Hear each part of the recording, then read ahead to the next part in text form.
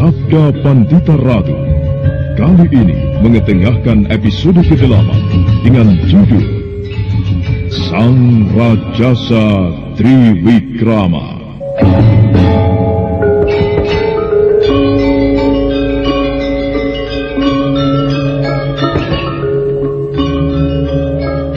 Dalam seri ke-231 ini, dengan para pemain, Ferry Fadli sebagai Kameswara, Andi Rishadi sebagai Biku Dewa Hastu, Dedi sebagai Anjam Piani Kayuwangi, Herman sebagai Empu Gandring, Iwan Dahlan sebagai Mahisa Beranjangan, Naryo sebagai Yuyur Rumpung, Tato sebagai Panji Parasu, dan pengantar cerita, Asdi Suhastra. Cukup lama Kameswara termangu di tempatnya, memandang ke arah mana Ken Arok lenyap di balik rimbunnya dedaunan. Kameswara mencoba membayangkan persoalan apa kira-kira yang akan terjadi atas Akuwut Tunggul Amatung dan Ken Dedes. Perlahan Kameswara berbalik dan kemudian melangkah menuju rumah Ki Iswara. Sepi malam dan juga sepinya perkampungan itu yang telah ditinggal pergi para penghuninya membuat hati Kameswara terasa giris.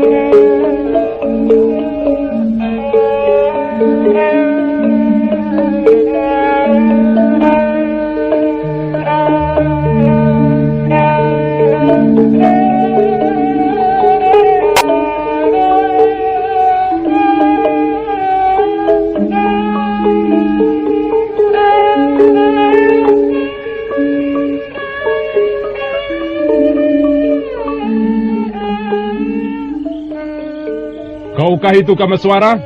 Iya, Kakang. Aku. Bagaimana? Siapakah sebenarnya pemuda itu? Mengapa ia memiliki wibawa sedemikian besar, sehingga Rastri Kandi tidak mampu melawannya? Ia seorang pemuda yang aneh, Kakang. Pemuda itulah yang telah membantuku menolong Ken Siwi ketika disandera oleh Paman Paraji Gading dan segerombolan perampok di Padang Karautan. Pemuda itu bernama Ken Arok. Ia mempunyai kesaktian yang tinggi tiada terkira.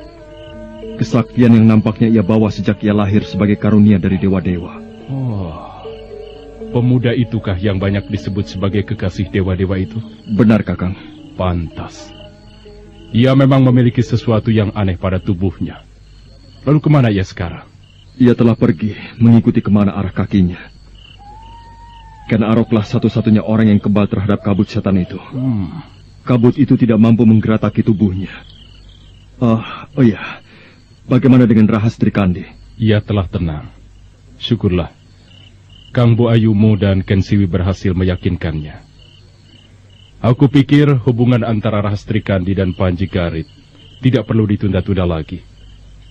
Dalam keadaan yang serba darurat, esok pagi, dengan kebaikan hati Ki Iswara, aku akan menjadikan hubungan mereka menjadi hubungan suami istri. Bagaimana pendapatmu?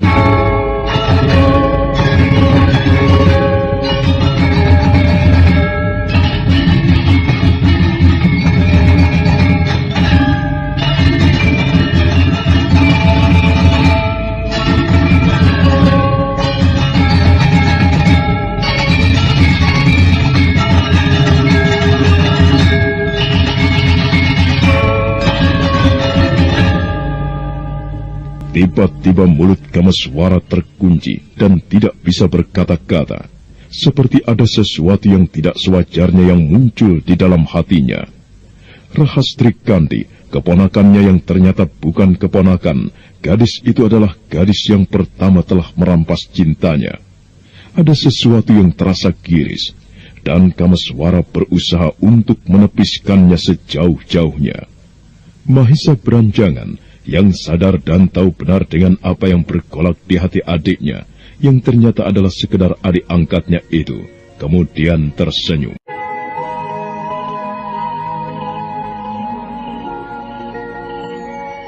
Atau barangkali kau menghendaki keponakanmu itu Kameswara? Tidak.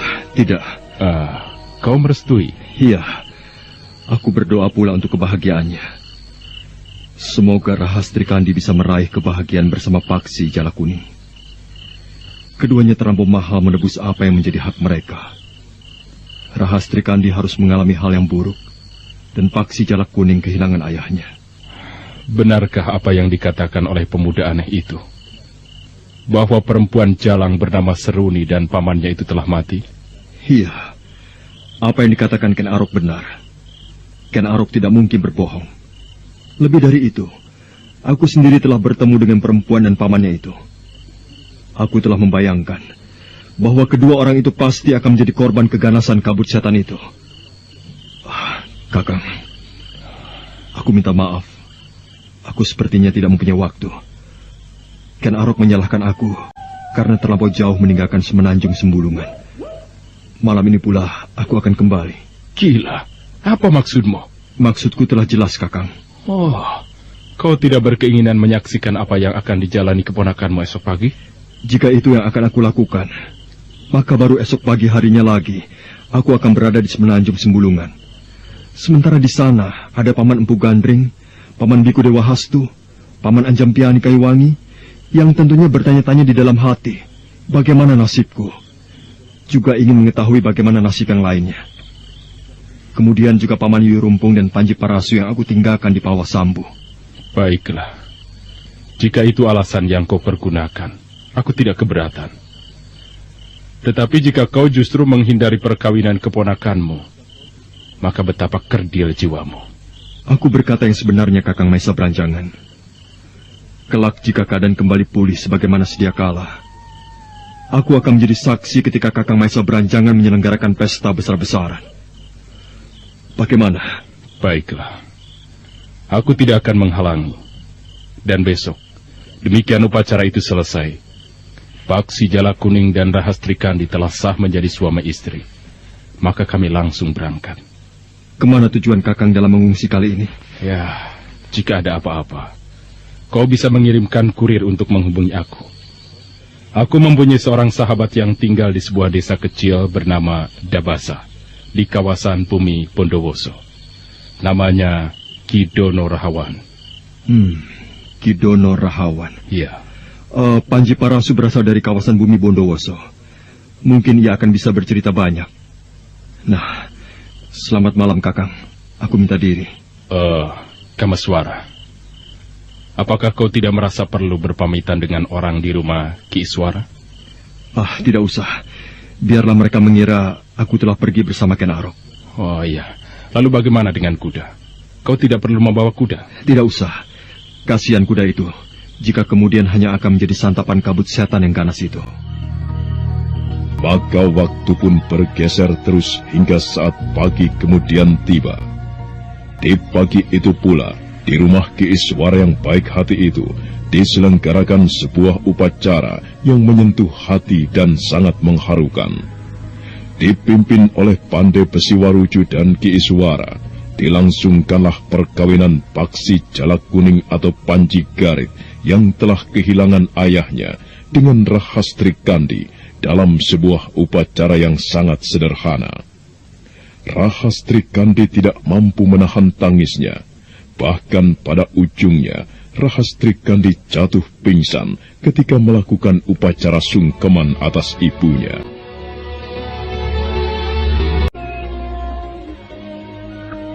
Selamat pagi, Panji Parasu. Kau telah kembali? Iya. Mana Paman Yuyu Rumpung? Itu, di sana.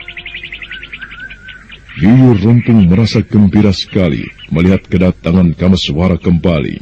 Wajahnya nampak berseri-seri. Dengan bertumpu pada tongkat bambu yang diraut sederhana, Yuyu Rumpung segera tergopoh-gopoh menyongsong kedatangan Kameswara.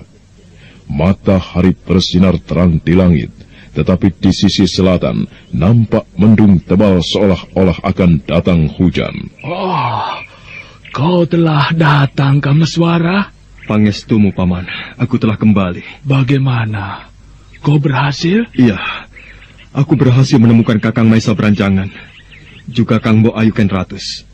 Mereka berada di sebuah desa kecil bernama Tanah Manis. Dan barangkali saat ini, setelah upacara perkawinan Rahastri Kandi, mereka berangkat melanjutkan perjalanan ke sebuah desa di wilayah bumi Bondowoso. Tunggu. Apa yang kau katakan tadi? Rahastri Kandi melakukan upacara perkawinan? Benar, Paman. Bagaimana mungkin bisa terjadi begitu, Kameswara?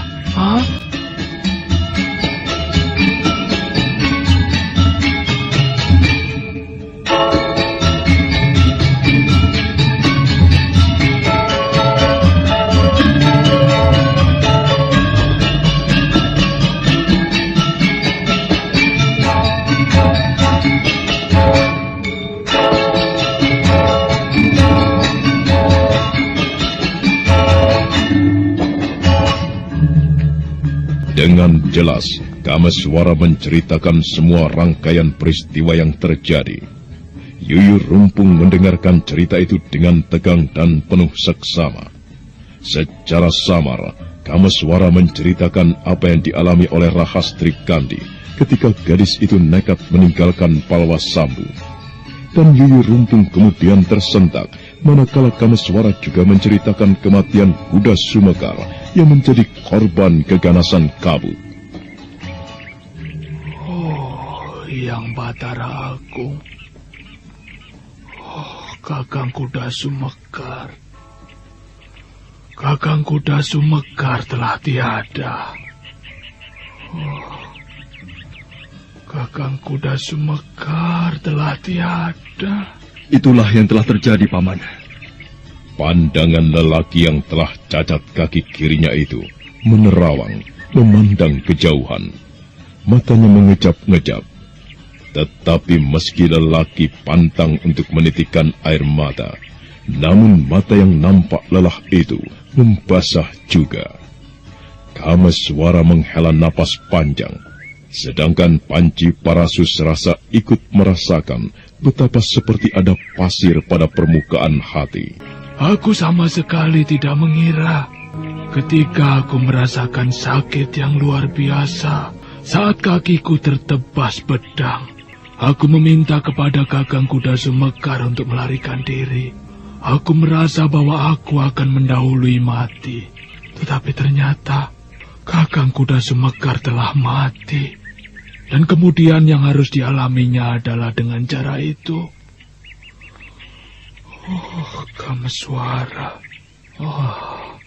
Bagaimana aku harus membayangkan tubuh Kakang Kuda Sumekar disergap oleh kabut keparat itu. Dan hanya tinggal tulang belulangnya. Bagaimana aku harus membayangkan, Kameswara? Itulah yang dialami oleh Paman Kuda Sumekar. Akan tetapi, Paman Yuyu Rumpung, kematian yang bagaimanapun bentuknya, aku percaya Hyang Batara Agung tentu menerimanya. Waktu kemudian terus merambat, merayap seiring dengan garis kodrat dan kepastian. Matahari pagi bergerak ke arah siang, dan kemudian bergulir dari puncaknya menuju ke arah sore. Adalah ombak di semenanjung Sempulungan, terus bergerak susul menyusul tiada henti-hentinya.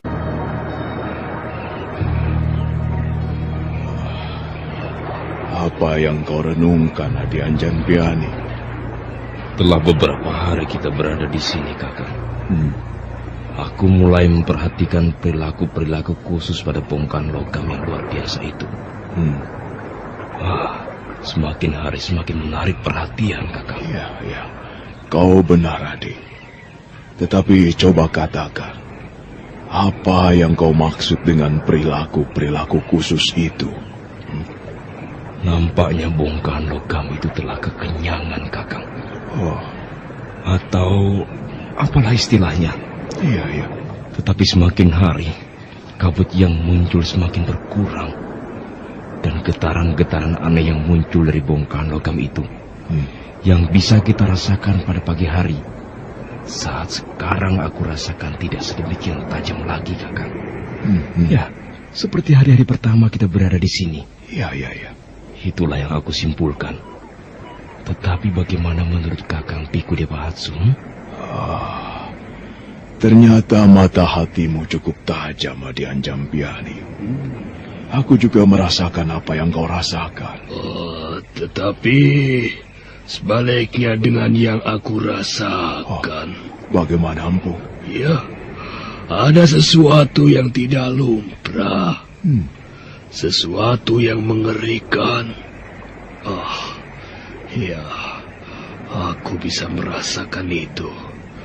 Tetapi entah apa wujudnya. Sesuatu yang mengerikan. Ya, tidak kalah mengerikan dari ulah kabut setan itu. Sebenarnya getaran atau isyarat apakah yang muncul dari bongkahan logam itu yang Empu rasakan? Adi Dewa Hastu. Ya, Empu. Aku masih belum jelas. Aku sendiri belum meyakininya. Akan tetapi, aku rasakan tanda-tanda atau sesuatu yang mencurigakan. Bongkahan logam itu akan menunjukkan perilaku yang aneh lagi. Bukan hanya sekedar kabut yang muncul dan kemudian menyebar kematian, Adi. Tetapi aku merasakan, Empu, kegiatan yang muncul dari bongkahan logam itu telah jauh menyusup. Ya, itu benar, Adi. Ada sesuatu yang tidak sewajarnya. Dan sekali lagi, jika kau mengatakan, apakah yang dimaksud dengan yang tidak sewajarnya itu? Wah, aku pun tidak bisa membayangkannya dengan jelas, Adi Dewa Hastu. Peristiwa apa lagi yang akan terjadi di kawasan ini? Maaf, Empu. Jika keadaannya semacam itu, apakah bisa diharapkan bongkahan logam yang jelas-jelas menjadi sumber kematian itu akan bisa diharapkan dikuasai, Empu? Nampaknya hal itu tidak akan terpisah dari peran seorang pemuda aneh yang bernama Ken Arok itu. Ken Arok? Ya. Singa liar dari padang karautan itu? Ya. Mengapa demikian, Empu? Sebagaimana keris, meski wujudnya masih berupa bahan mentah, akan tetapi logam itu memiliki pamor. Dan pamor itu akan luluh terhadap siapa yang mampu menguasainya. Aku perkirakan ia adalah Ken Arok. Justru anehnya, Empu, pemuda yang bisa mengaung seperti singa itu tidak menampakkan batang hidungnya. Bukankah ia telah muncul melayani kisah balangit?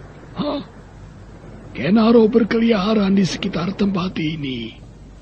Hanya pemuda itu saja yang tidak berkenan menemui kita. Iya. Jika demikian, Empu, ada sesuatu yang menjadi ganjalan dalam hatiku. Jika aku mengibaratkan turunnya bongkahan logam itu adalah turunnya wahyu atau pusaka dari dewa-dewa. Padahal dia telah menelan banyak korban manusia yang tidak terhitung jumlahnya. Lalu akan seperti apa bentuknya? Bentuk pemerintahan tanah Jawa di kelak kemudian hari. Itu pun jika kita meramalkan benar bahwa Ken Arok akan menjadi seorang raja besar di tanah Jawa ini. Ya. Sebuah keprihatinan yang sama aku rasakan, Adi Dewa Hastu. Biku Dewa Hastu kemudian termangu. Demikian pula dengan Anjampiani Kayuwangi. Keduanya seperti berusaha menjelajah menembus ruang dan waktu, mencoba mengetahui apa yang akan terjadi di masa yang akan datang. Dan Empu Gandring yang gelisah pun berdiri, menghela napas panjang, dan kemudian memandang ke kejauhan. Adalah waktu yang semakin bergeser ke senja. Telah kembali berada di ujung semenanjung Sembulungan. Bagaimana dengan Paman Empu Gandring, Paman Biku Dewa Hastu, dan Paman Anjampiani Kayuwangi? Aku berharap mereka tidak menemukan bahaya selama aku tinggal pergi. Semoga kabut itu tidak menyergapnya. Mudah-mudahan ketiga paman itu selalu awas menghadapi kemunculan kabut-kabut setan itu. Kameswara yang telah menyeberangi Teluk Pangpang dengan menggunakan perahu yang didapatnya dari perkampungan Hamuncar yang telah kehilangan penduduknya, melanjutkan perjalanan dengan berjalan kaki, memutari ujung semenanjung sebelah utara. Dan ketika dari kejauhan Kameswara melihat 3 orang nampak berdiri di tepian pantai, hatinya menjadi gembira. Demikian pula dengan sebaliknya, Anjampiani Kayuwangi yang mula-mula melihat juga menjadi gembira. Hei, bukankah itu Kameswara? Oh, mana? Itu. Oh, mengapa dia sendiri? Mana Panji Parasu?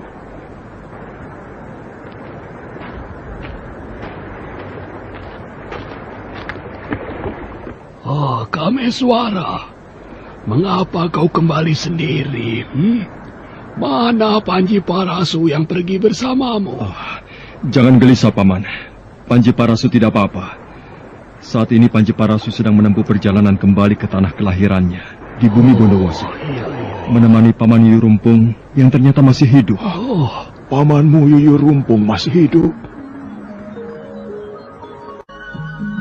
Dengan jelas Kameswara kemudian bercerita rangkaian peristiwa yang dialaminya, juga yang dialami oleh Mahisa Branjangan dengan segenap keluarganya, juga apa yang dialami oleh Kuda Sumakar. Kameswara bercerita tanpa mengurangi dan menambahinya, dan ketika pamannya mendengarkan cerita itu dengan seksama, ada semacam rasa ikut bersedih di hati Empu Gandring dan Dewa Hastu serta Anjampiani atas kematian Kuda Sumakar. Selama di perjalanan, aku menjadi gelisah, mencemaskan keadaan paman bertiga. Aku menjadi lega ketika melihat paman semuanya masih lengkap. Oh, iya. Beberapa kali kami harus bermain-main dengan kabut itu, Kameswara. Wah, nampaknya kabut itu menjadi jengkel. Iya. Untunglah Hyang Maha Agung menyediakan laut yang sedemikian luasnya ini, Kameswara. Itulah, di atas malapetaka masih ada untung. Ya, masih ada untung. Kameswara nampak tersenyum melihat Empu Gandring dan Dewa Hastu yang masih sempat bercanda. Dalam keadaan yang tidak karuan di wilayah yang ditimpa malapetaka itu, mereka mampu bercanda. Itu adalah karunia yang luar biasa.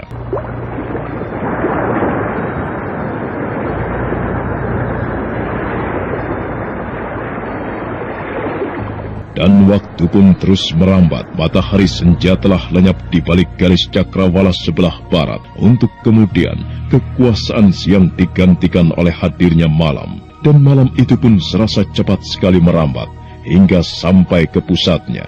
Kameswara berdebar-debar, manakala di saat itu, dengan ditemani 3 orang pamannya, kembali mendekati letak bongkahan logam yang jatuh dari langit itu.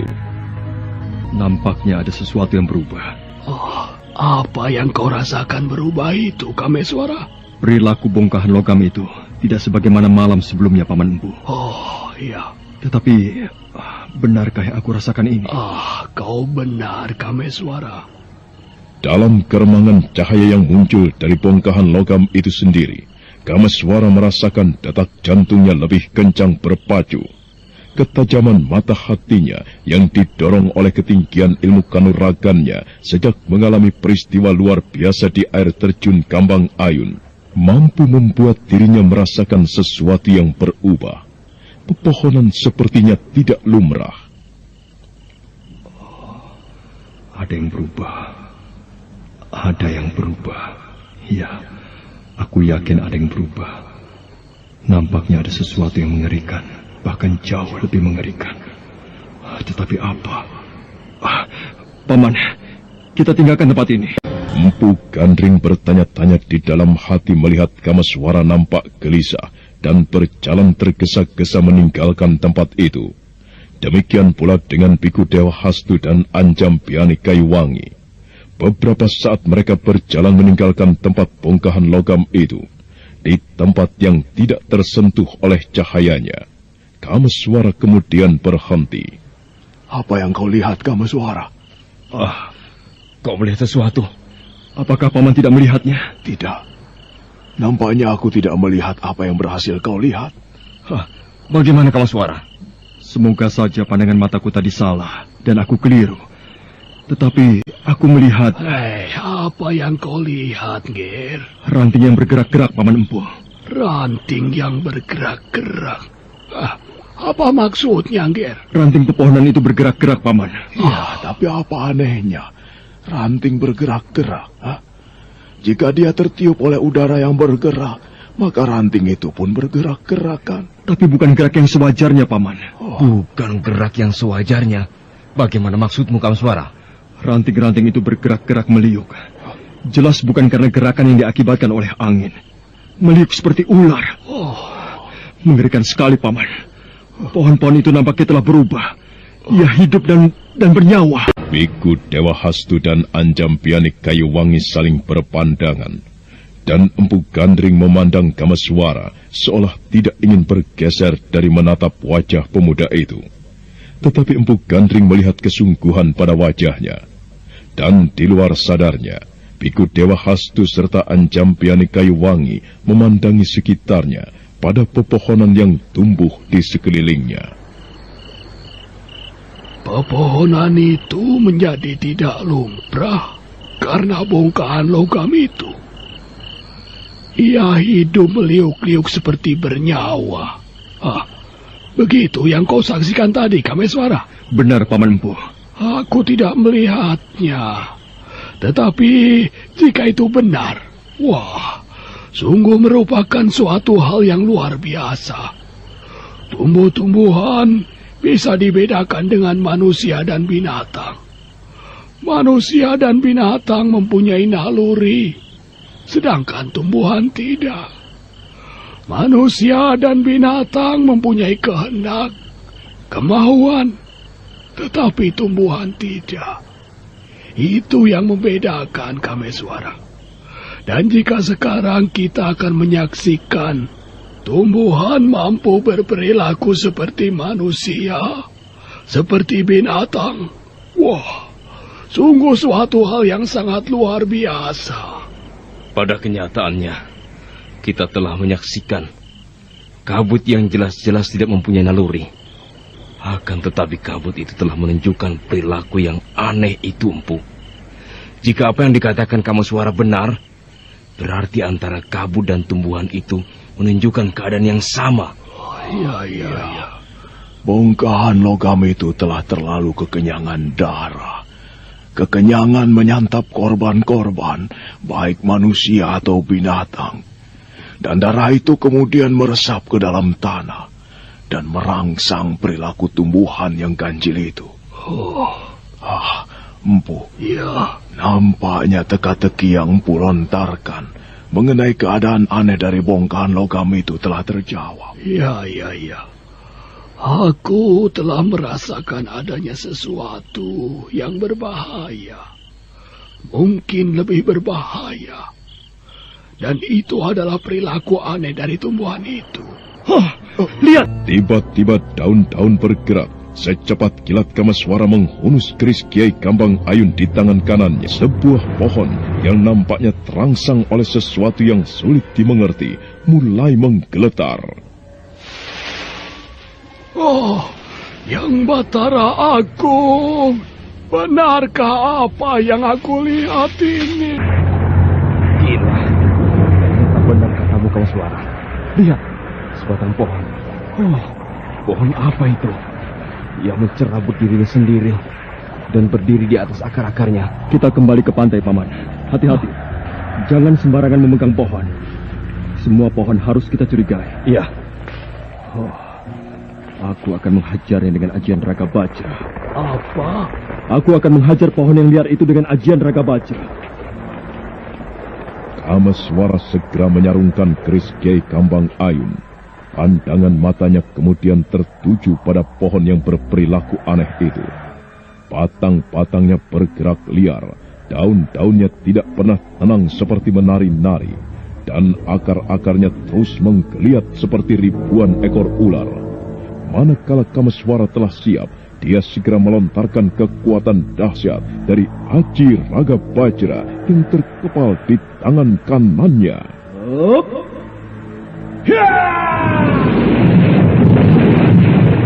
Kekuatan yang terlontar dari jarak jauh yang melesat dari tangan kanan Kameswara itu ternyata berakibat sangat dahsyat sekali. Pohon itu berantakan. Tetapi ada satu hal yang membuat semua orang menjadi terkejut. Oh, darah. Darah. Ya, darah. Oh, apa artinya? Mengapa sebatang pohon tidak mengeluarkan getah, tetapi mengeluarkan darah? Oh, apapun yang terjadi, marilah segera kita tinggalkan tempat itu. Oh, dengar, suara apa itu? Suara tidak tenang. Ya, pohon-pohon lainnya yang mengalami nasib serupa nampaknya tidak bisa menerima perlakuan Kameswara. Ayo pergi, ayo. Meski orang-orang itu adalah serombongan orang yang mempunyai ilmu kanuragan sangat tinggi, tetapi menghadapi peristiwa aneh yang terjadi di depannya, mereka menjadi keder pula. Bagaikan gerak bayangan hantu, mereka melesat menerobos dedaunan menuju ke arah pantai.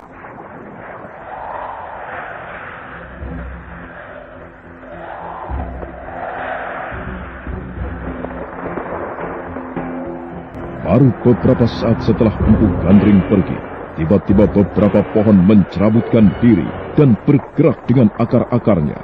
Daun-daun seperti menari-nari dan batangnya meliuk-liuk.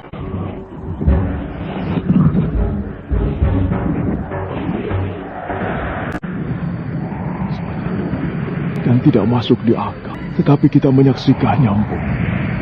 Pohon-pohon itu tiba-tiba seperti terbangun dan menjebol dirinya sendiri dari dalam tanah. Akar-akarnya bergerak seperti ular yang banyak sekali jumlahnya dan tidak terhitung. Oh, batangnya mampu meliuk-liuk. Dan ketika Kameswara melukainya, yang muncul bukan getah, tetapi darah. Oh, apa yang terjadi, Empu? Ya, suatu hal yang tidak terjangkau di akal. Tetapi marilah kita memperkirakannya. Seperti yang dikatakan Adi Dewa Hastu, bongkahan logam itu telah terlalu kenyang menghisap darah. Dan itu berpengaruh pada pepohonan di sekitarnya. Pohon-pohon itu menjadi berubah perilakunya. Aku melihat tadi, pohon-pohon yang lain tidak terpengaruh. Nampaknya pohon yang sangat dekat dengan bongkahan logam itu yang berperilaku aneh. Benar. Benar agaknya demikian. Ya, itulah yang paling sesuai. Waktu berlalu meski terasa sangat lambat, atau bahkan sebaliknya terasa sangat lambat. Tetapi yang jelas waktu yang lewat seperti menumpahkan berbagai persoalan yang tiada habis-habisnya. Persoalan yang membingungkan, bahkan mencemaskan. Kameswara tiba-tiba termangu, matanya memandang ke kejauhan, tetapi benaknya terus berputar dan bergejolak.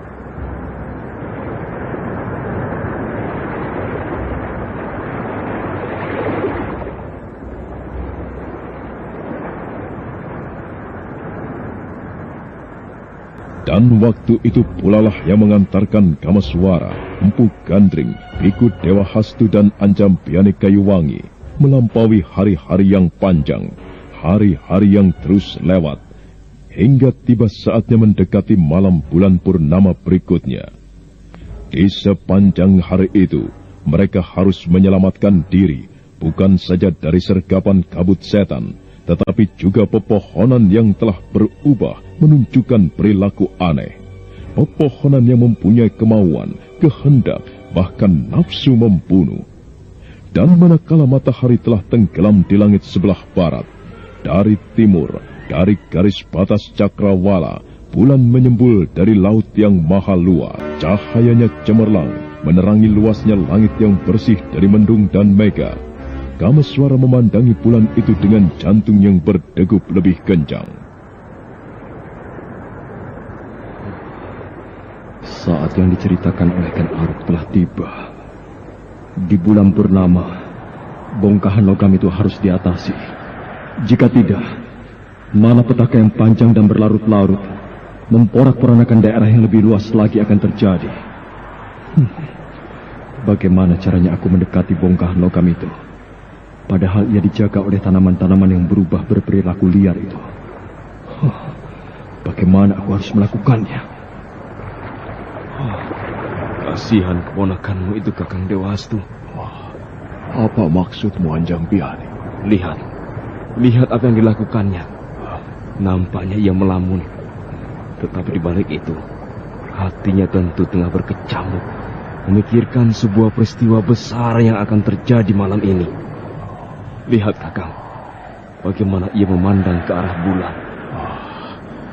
Dia tentu tengah memikirkan cara bagaimana dia harus mengatasi keadaan itu. Sebuah keadaan yang maha berat tengah dihadapi keponakanmu itu, Kakang. Iya. Oh, betapa jelas tertangkap di dalam hatiku sesuatu yang mengerikan. Getaran-getaran yang semakin meningkat. Wah, pamor dari bongkahan logam itu meningkat semakin tajam. Tapak Empu Gandring merasakan keadaan yang luar biasa. Meski bongkahan logam itu terletak jauh di tengah hutan, tetapi getaran pamornya mampu dia tangkap dan dirasakan. Seiring dengan bulan yang memanjat kian tinggi, getaran pamor benda itu semakin tajam pula menggerataki hatinya.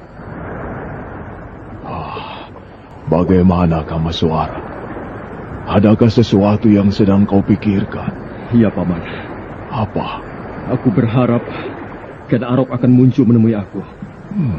Akan tetapi, jika sampai saatnya bulan telah tepat berada di atas kepala, aku akan bertindak meski Ken Arok tidak muncul. Bagaimana caranya? Nampaknya sangat sulit untuk mendekati bongkahan logam itu. Pepohonan yang mengalami perubahan tingkah laku itu mengelilingi dan menjaganya. Pepohonan itu telah bertingkah laku seperti binatang, Paman. Ya, lalu apa? Aku tengah membayangkan, bisakah pepohonan yang telah mengalami perubahan luar biasa itu dipancing agar ia pergi meninggalkan bongkahan logam itu? Lalu bagaimana cara memancingnya? Entahlah. Mungkin satu cara bisa ditempuh dengan membuat kegaduhan. Pepohonan liar itu tentu akan bergerak menuju ke sumber kegaduhan. Nah, pada saat itulah aku akan mendekati bongkahan logam itu. Bagaimana, Kakang Dewastu? Nampaknya sebuah cara yang masuk akal. Bagaimana dengan api? Kau bermaksud membakar hutan? Ya, tentu tidak, Kakang. Aku tidak berpikir gila seperti itu. Lalu? Tetapi, apakah api juga merupakan salah satu hal yang mungkin bisa menarik perhatian pepohonan liar itu, Kakang? Iya, boleh jadi. Baiklah, mari kita pertimbangkan. Sebenarnya lah sesuatu tengah terjadi. Seiring dengan bulan purnama yang memanjat semakin tinggi, di langit yang sedemikian bersih, nampak ada hubungan yang akrab antara cahaya bulan itu dengan apa yang terjadi di sekitar bongkahan logam aneh itu. Pepohonan yang berada di sekitar benda itu bergerak-gerak, ranting-rantingnya meliuk, daun-daunnya seperti menari-nari, dan bahkan beberapa pohon telah mencerabut diri dan berdiri di atas akar-akar yang telah berubah menjadi kaki-kaki liar, dan tidak terhitung pepohonan-pepohonan semak dan perdu yang bergerak tidak menentu. Maka dalam keremangan cahaya bulan purnama dan juga dalam keremangan cahaya yang muncul dari benda yang jatuh dari langit itu, pepohonan berubah dan berperilaku seperti setan-setan gentayangan, seperti pesta pora yang terjadi di kerajaan hantu. Adalah waktu yang terus merayap, terus bergerak, dan bulan memanjat semakin tinggi. Kamaswara berjalan mondar-mandir semakin gelisah. Sesekali dia memandang ke arah bulan yang cahayanya terpantul keperak-perakan di atas gulungan ombak yang berdebur.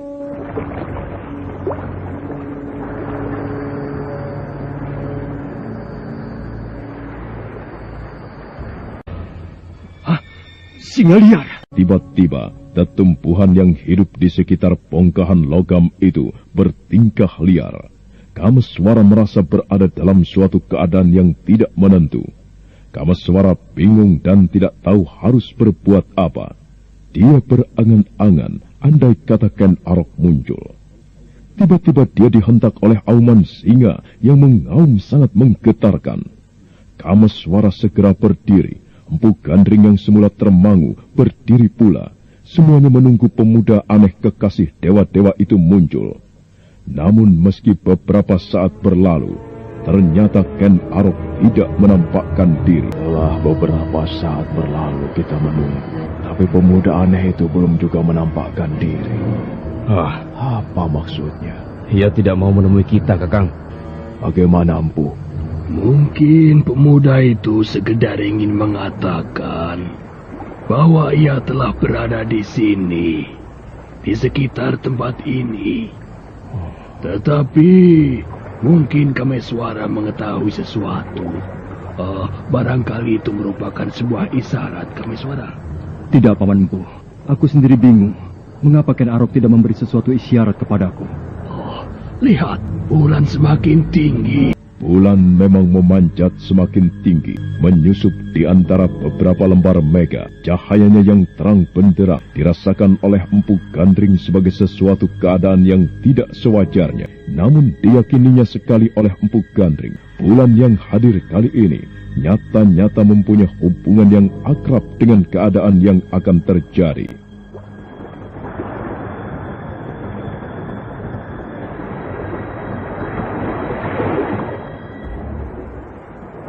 Dan ombak yang bergulung dari arah laut seperti terangsang untuk lebih bergolak. Ombak itu susul-menyusul menghajar pantai. Dan ombak yang kali ini jauh dari sewajarnya. Gelombangnya lebih besar dari hari-hari sebelumnya. Dan sementara itu, seseorang berada dalam jarak yang cukup dekat dengan bongkahan logam. Matanya seperti menyala dalam keremangan cahaya bulan. Sesekali dia menggeram seperti seekor singa. Sesekali pula dia menoleh ke arah bulan di langit. Bulan yang terus bergerak semakin tinggi adalah bongkahan logam aneh itu yang jelas-jelas mengalami keadaan yang tidak sewajarnya. Karena sinar bulan purnama semakin tinggi sang candra yang terus bergerak dengan cahaya terangnya, bongkahan logam itu semakin redup, seolah kalah wibawa. Dan manakala bulan memanjat terus semakin tinggi, akhirnya cahaya yang muncul dari bongkahan logam itu lenyap sama sekali. Tumbuhan yang berada di sekitarnya, yang tadi tiba-tiba bergerak liar, seolah mengetahui bongkahan logam itu harus dilindungi di dalam keadaan yang paling berbahaya.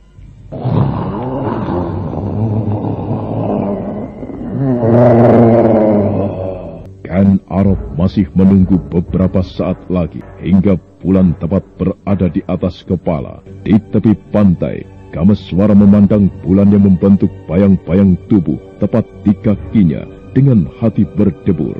Demikian pula dengan Empu Gandring, Biku Dewa Hastu, ataupun Anjam Piani Kayuwang. Dalam keadaan demikian, mereka tiba-tiba terkejut. Auman singa itu lagi.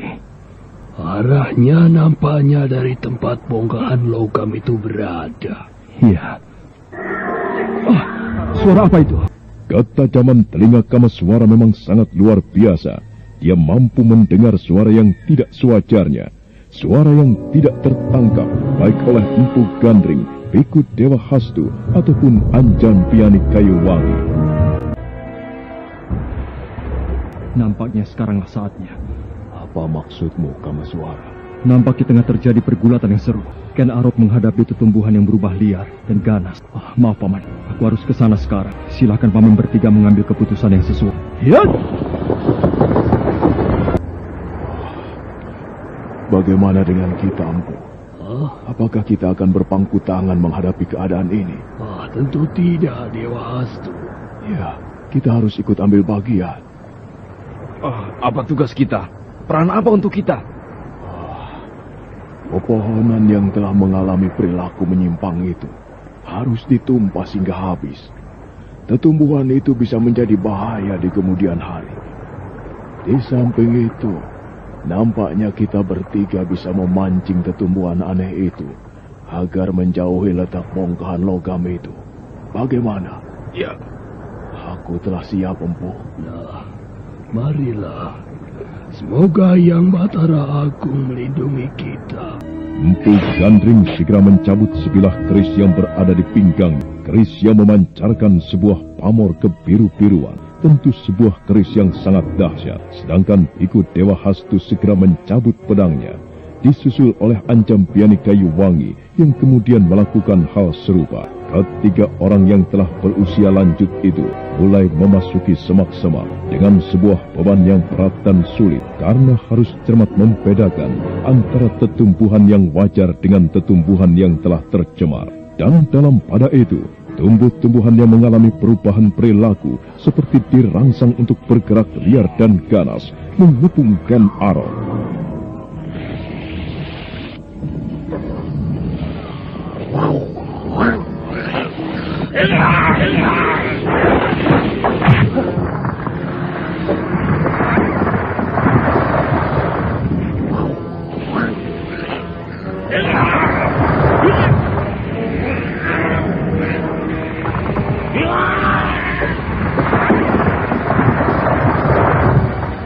Bagaikan seekor singa yang kehilangan anaknya, Ken Arok mengamuk.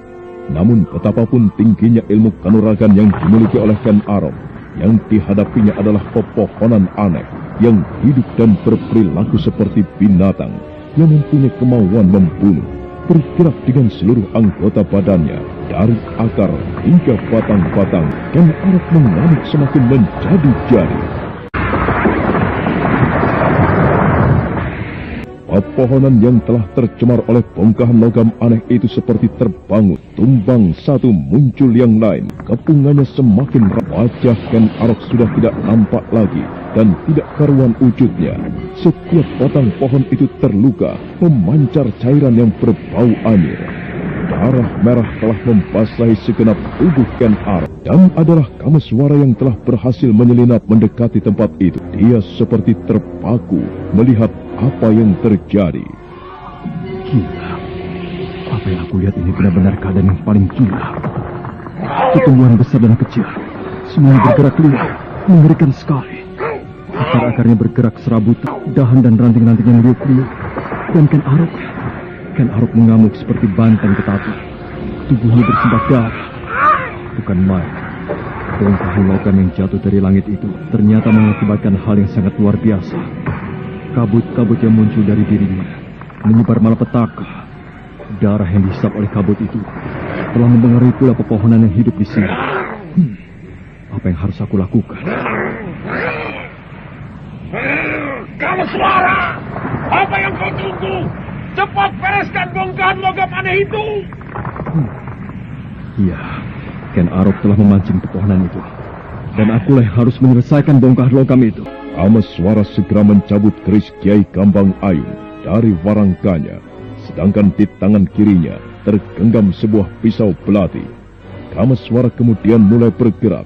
Dengan sangat berhati-hati dia melangkah. Tetapi ternyata tidak mudah bagi Kameswara untuk mendekati bongkahan logam itu. Sebatang pohon yang semula nampak diam, tiba-tiba bergerak. Sebuah rantingnya terayun deras dan berusaha menembus dada Kameswara. Dengan cepat Kameswara mengayunkan kerisnya, menyongsong ranting yang terayun deras itu. Dan dengan cepat pula Kameswara meloncat membenamkan kerisnya pada pokok batang kayu itu. Ternyata kekuatan keris itu luar biasa.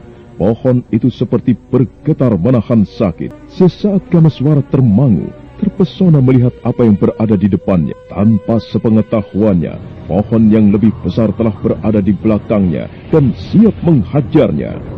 Kameswara! Awas di belakangmu!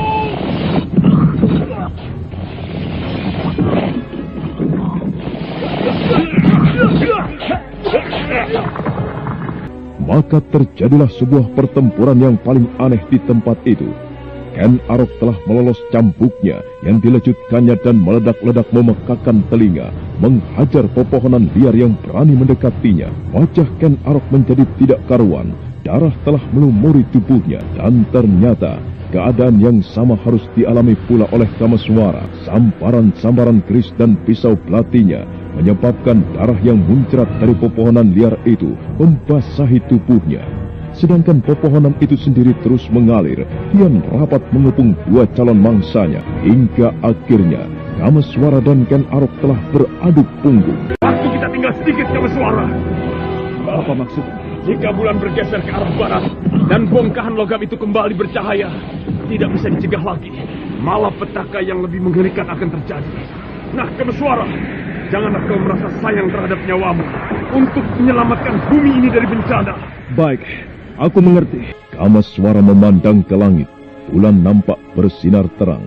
Kameswara kemudian memandang ke arah kerisnya, keris Kiai Kambang Ayun.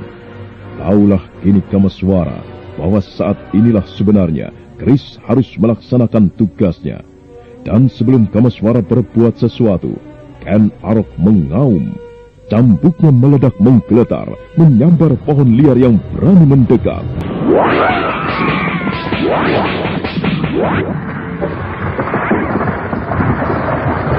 Aku tidak boleh peduli dengan kematian.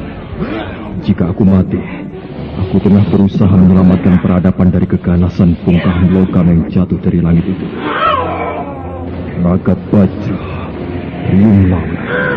Aku akan menggunakan kedua ajian itu untuk mengamuk.